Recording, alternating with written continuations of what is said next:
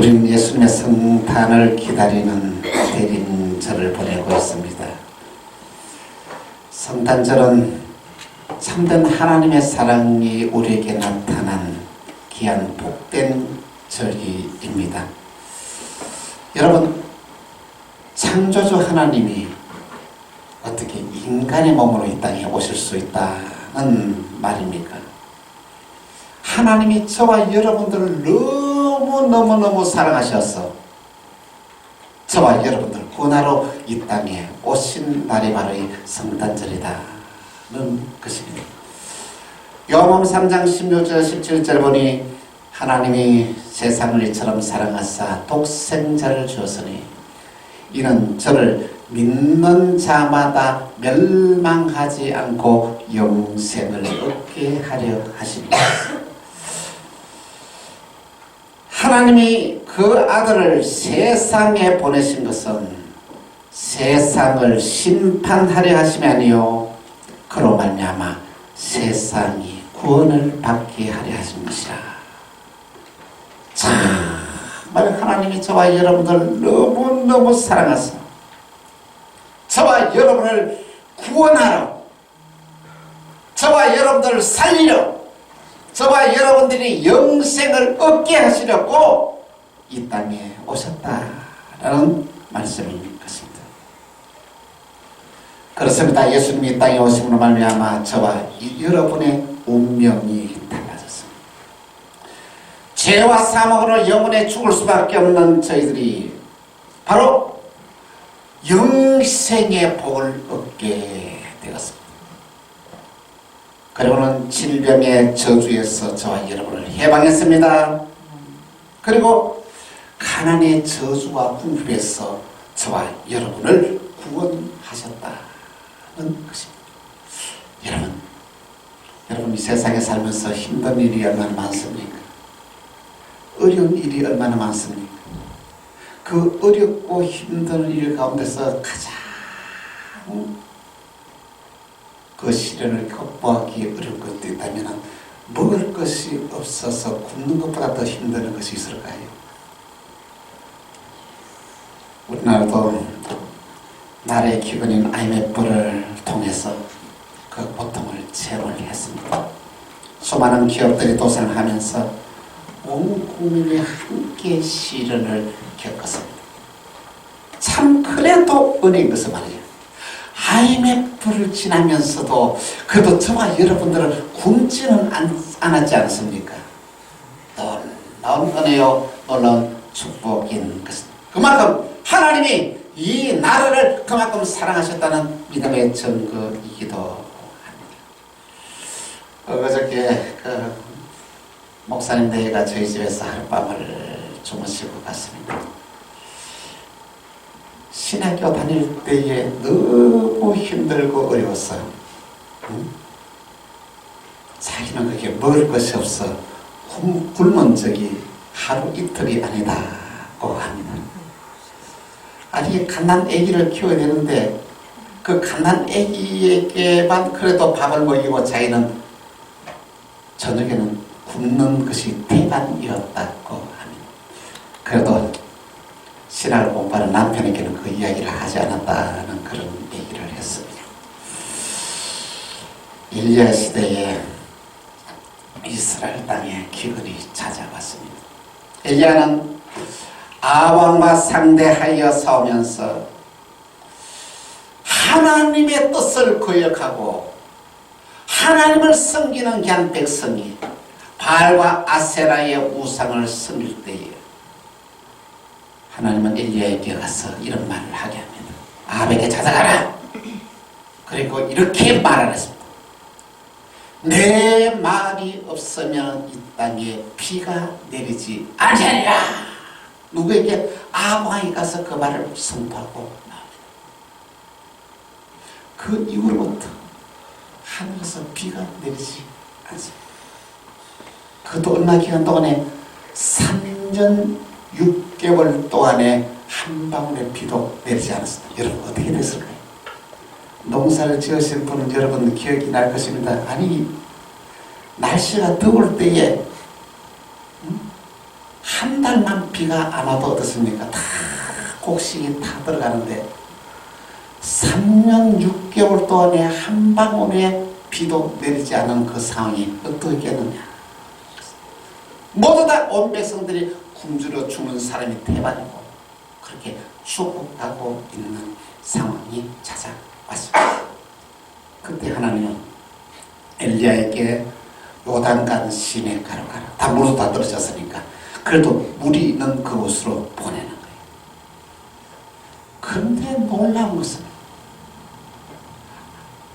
사람들이 먹을 것이 없어서 굶어가는 이때에 하나님이 까마귀를 통해서 아침마다 음식을 물어오는데 사람들이 죽어가는 것일 때 아침마다 떡을 물어오고 까마귀가 고기를 물어왔다는 것이죠. 그것도 아침 저녁으로.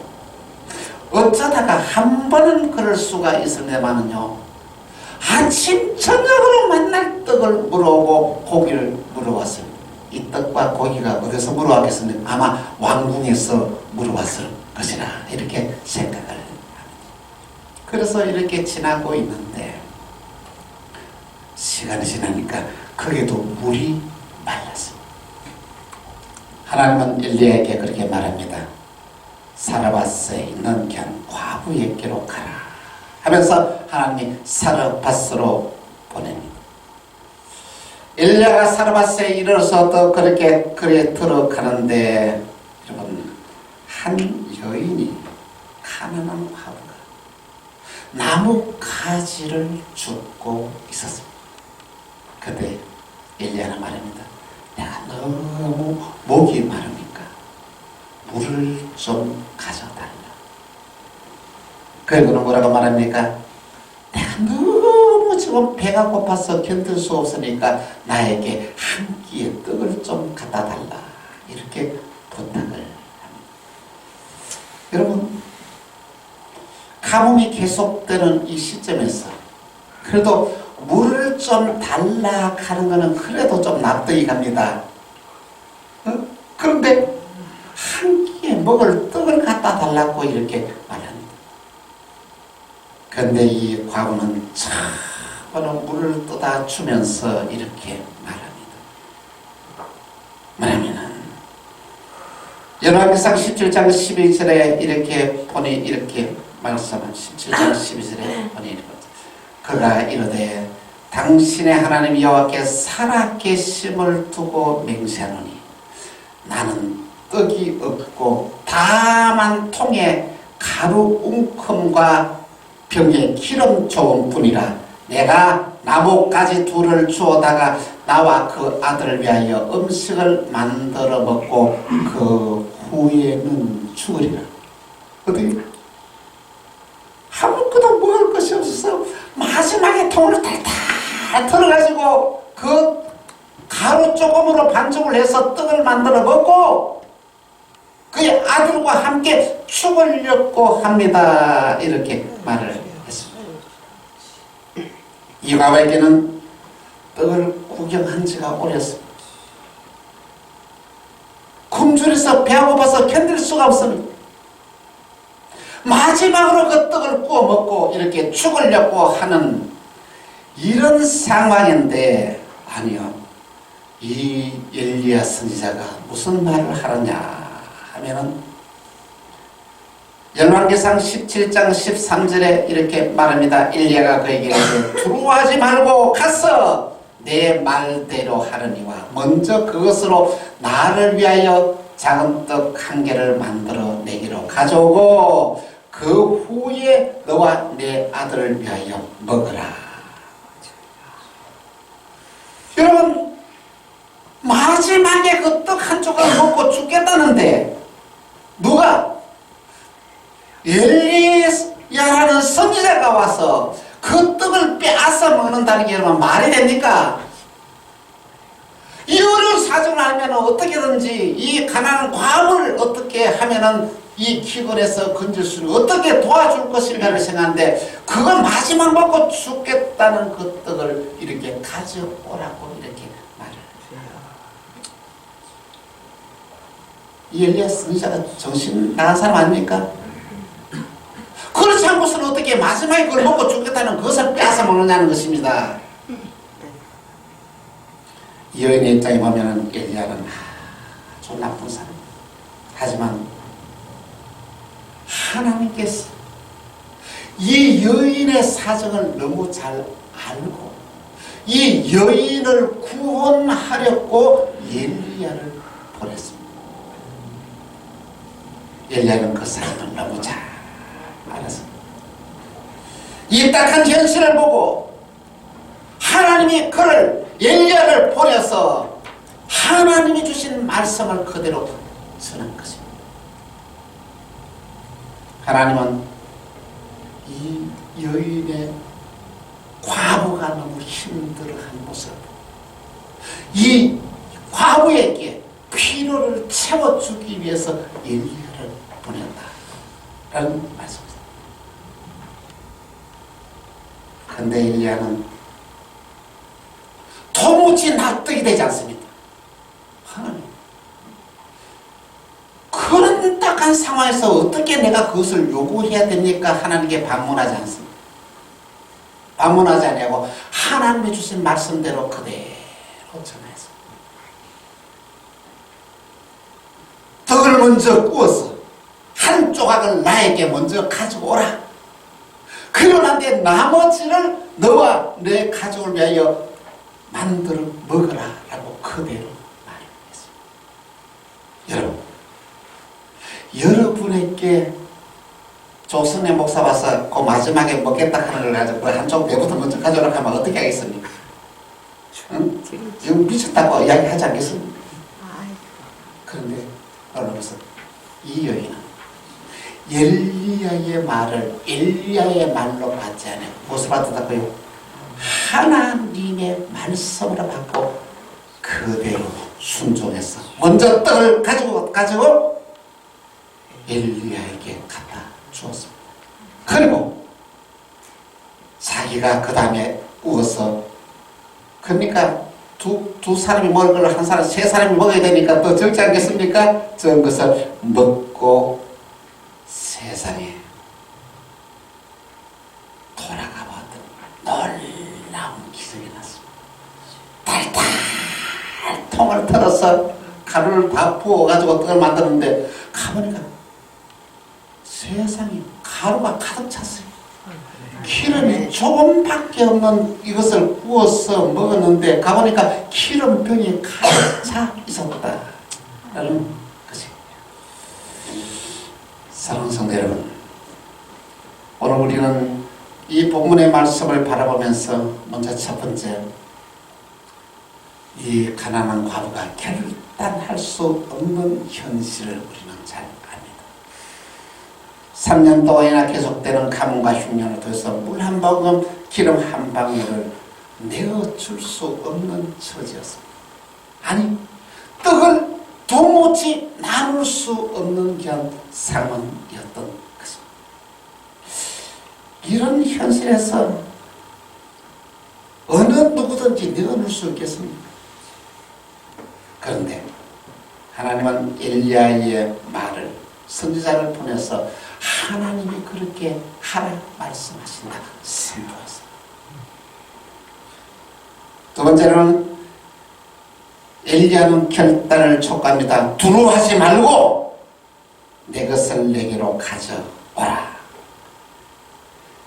이 여인에게 있어서 이 하나님의 말씀을 듣고 고민하지 말고 이것 주면은 우리 가정이 굶어 죽는다 이 생각 버리고 두려워하는 마음을 버리고 네가 한번 순종해 보라 이렇게 결단합니다.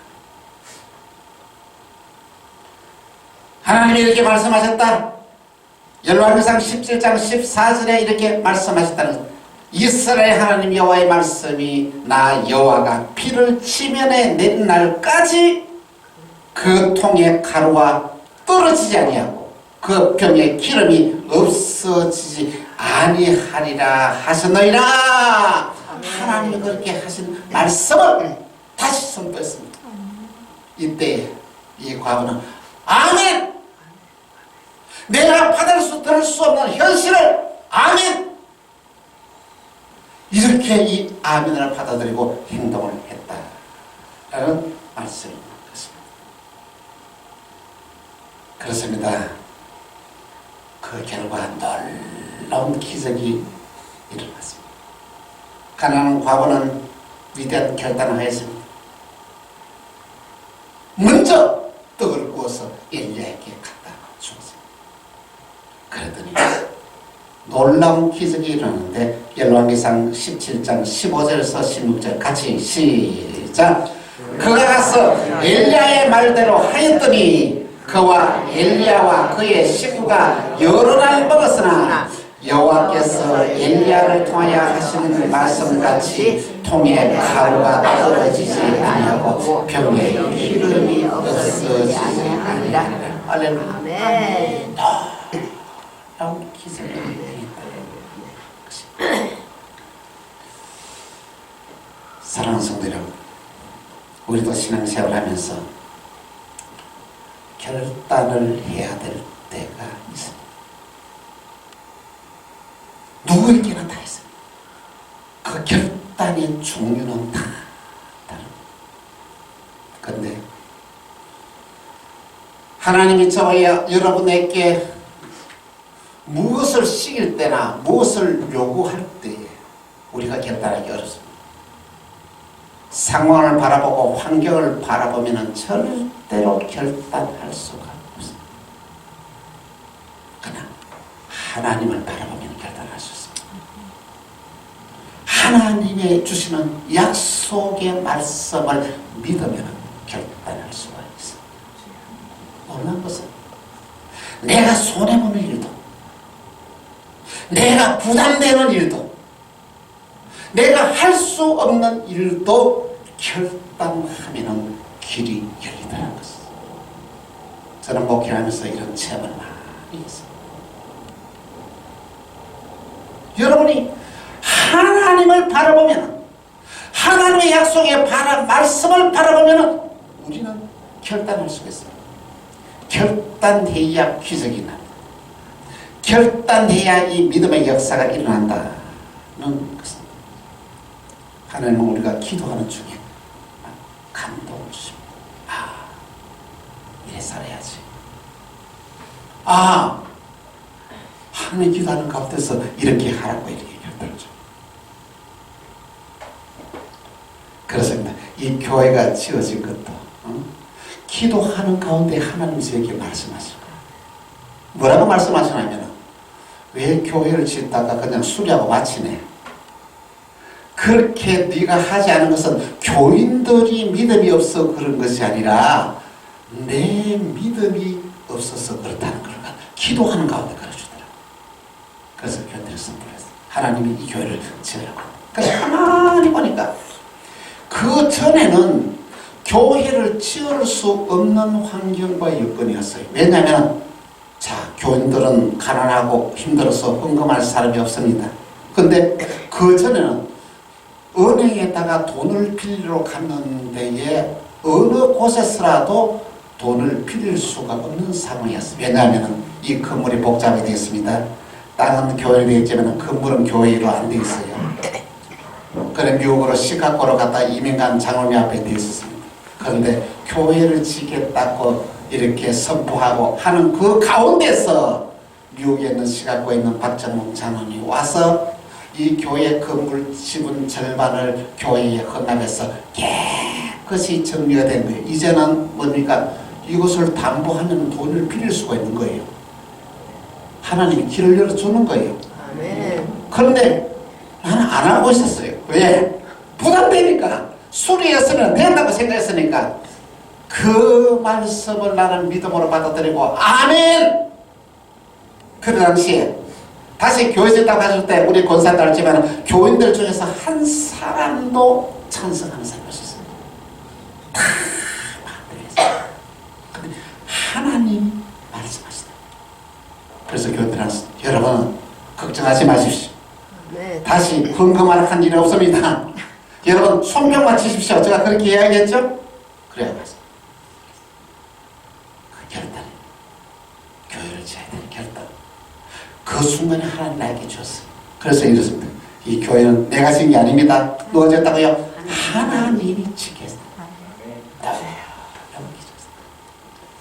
또한 우리는 말씀을 듣는 중에 깨달으면 이거는 아니구나. 이렇게 살아야 돼. 깨달음이 올 때 얘기를 놓지 마시기 바랍니다. 그거는 성령의 역사입니다. 아무나 깨닫는 것이 아니고 그 순간에 깨닫게 하시는 것은 성령의 역사. 그때 여러분 결단하는 것이 좋습니다. 그러면 기적이 납니다. 하나님의 말씀을 듣는 중에 나에게 주시는 이 말씀을 설교의 말씀을 조승래 목사의 말로 듣는 것이 아니라 하나님의 말씀으로 들을 때에 기적이 납니다. 여러분 하나님의 말씀으로 선포되고 하나님의 말씀으로 들려질 때에 여러분에게 기적이 일어난다는 것입니다. 많은 사람들이 왜 세상을 살아가면서 기적을 일으키지 못하느냐, 왜 언약의 축복 역사를 일으키지 못하느냐, 자, 결단하지 못해서 자꾸 핑계를 뒤로 미루면 우리는 형편이 어려워서 안 돼. 지금은 때가 아니야. 자꾸 핑계를 대. 하나님이 우리에게 주는 게 말씀을 여러분들 믿음으로 받아들이지 않으면 사탄이 가만두지 않으면 그 말씀을 빼앗아버립니다. 이런 상황을 길가에 뿌렸던 씨라 이렇게 말했어요. 씨를 뿌릴 때 길가에 뿌려진 씨는 새들이 주워 먹었다. 이걸 갖다 제 아들을 보면서 예수님 그게 도대체 무슨 말씀입니까? 너희가 말씀을 들을 때에 그 말씀을 하나님 주신 말씀을 받아들이지 않으면 누가 마귀가 너 말씀을 빼앗아가 버린다. 여러분 말씀을 빼앗기지 마시기 바랍니다. 하나님의 말씀을 받아들이는 믿음의 기적의 역사가 여러분에게 일어나게 되는 것입니다. 또한 우리에게는 결단하지 못한 것이 왜 그러냐? 두려움 때문입니다. 겁나잖아요. 불안하잖아요. 근데 두려워하지 말라. 하나님이 이렇게 말씀하셨다. 이 하나님의 말씀을 바라보았던 이 과부는 마지막 순간에 그것을 갖다가 먹고 죽겠다는 그것을 떡을 먼저 만들어서 일대에게 갖다 주었다라는 것입니다. 하나님이 왜 엘리야를 거기 보내셨습니까?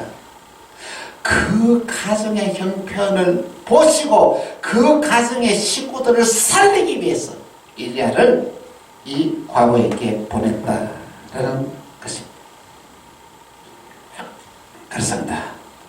우리가 결단하면은 여러분 놀라운 기적이 납니다. 하나님은 내가 결단하고 행동할 때에 말씀 속에 언약되어진 귀한 축복이 그대로 이렇게 임하게 된다는 것입니다. 여러분 하나님의 말씀을 놓지 마십시오. 하나님의 말씀이 내게 들려질 때에 여러분 결단하고 그대로 움직이시기를 바랍니다. 두 번째는 또 눈앞에 보이는 현실을 바라보지 마시기 바랍니다. 내 딱한 사정, 형편에 여러 맞춰서 살지 마시고 하나님의 약속의 말씀을 바라보면서 살아가요. 두려워하지 마십시오.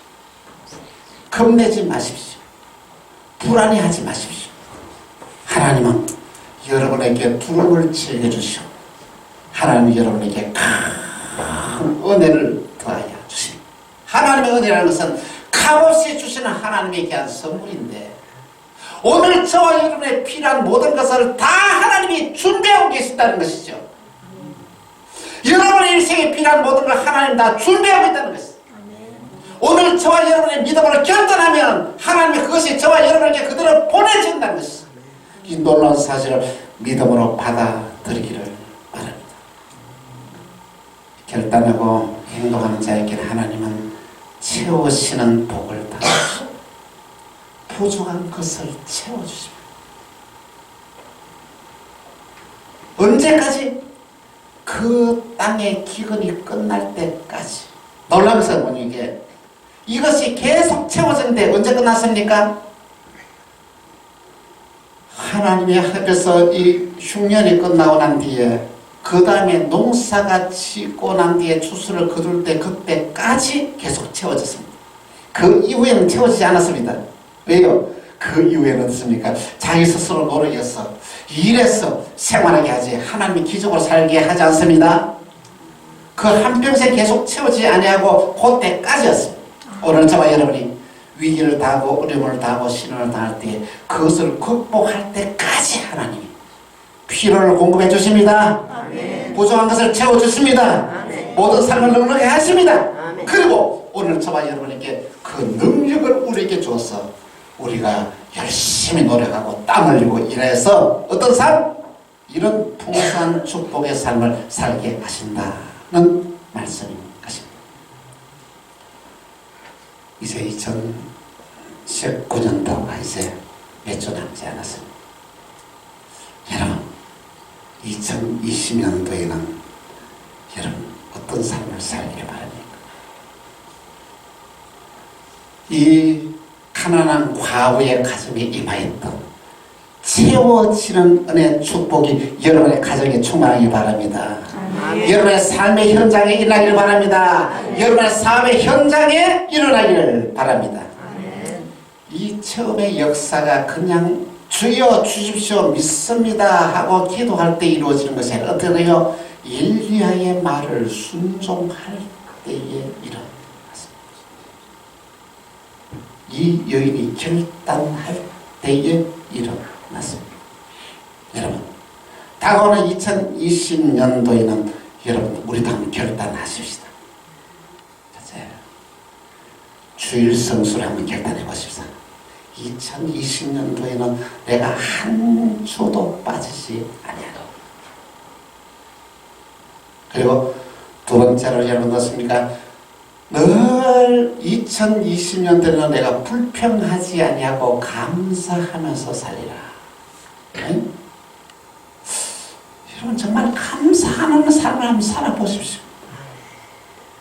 제가 가만히 보면서 우리 성도들도 가득하고 이렇게 1년이 지나도 한 번도 감사한 걸 하지 않은 사람들이 그렇게 감사할 일이 없습니다.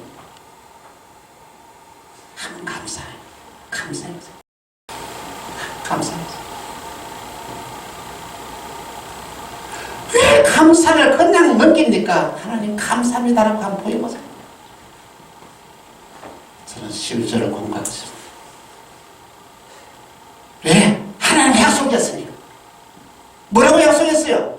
내 창고가 차고 넘친다고 약속을 했어요. 채워진다고 약속했어요. 저는 약속을 믿어요. 그래서 저희는 저가 그렇게 지키를 바랍니다. 그래서 저희 자녀에게도 꼭 저는 권고를 합니다. 사랑하는 성도 여러분, 우리 새해는 정말로 한번 결단하면서 한번 살아보세요.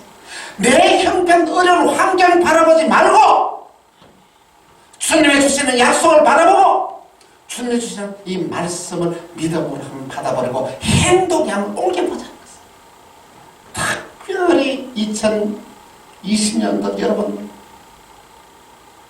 어떻게 5년이 되고 우리 교회 나온 지가 지금 10년이 돼도 한 명도 전도하지 못한 분들 여러분 여러 명이에요.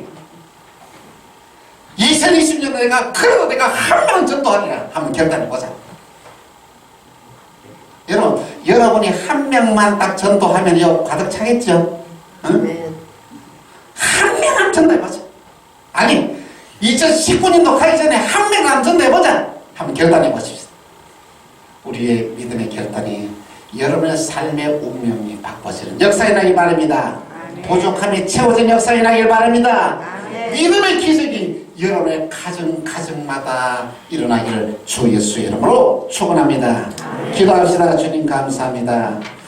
통에 가루가 기름이 없어지지 아니하리라. 하나님이 주시는 게 약속의 말씀을 우리가 믿음으로 받아들입니다. 주여 우리 만나게 나오는 모든 성도들의 가정마다 부족함이 없는 삶을 살게 하시고 차고 넘치는 삶을 살게 하시고 주님께서 부어주는 삶을 살게 하시고 베푸는 삶을 살게 하시고 나누는 삶을 살 수 있는 복을 허락하여 주옵소서. 하나님 우리에게 주는 은혜를 감사하면서 감사하는 삶 살게 하시고 은혜가 넘치는 복된 삶을 살아가는 우리 만나게 모든 성도들이 되게 하여 주옵소서. 오늘 주신 말씀을 믿음으로 받아들입니다. 우리 모두 믿음으로 결단하게 하여 주옵소서. 주 예수 그리스도 이름으로 기도합니다. 아멘.